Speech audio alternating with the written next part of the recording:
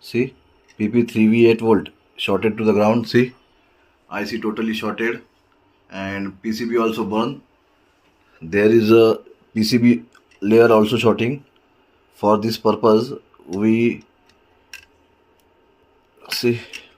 connect external power supply of 3.8 volt. See, this is our external power supply for 3.8 volt.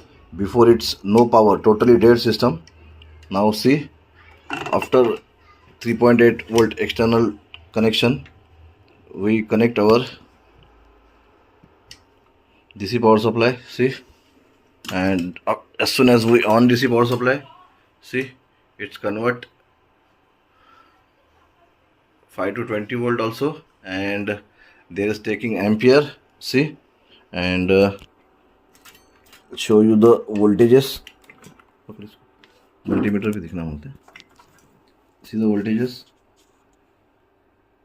PP bus 12.5 volt, and this is our V out. See,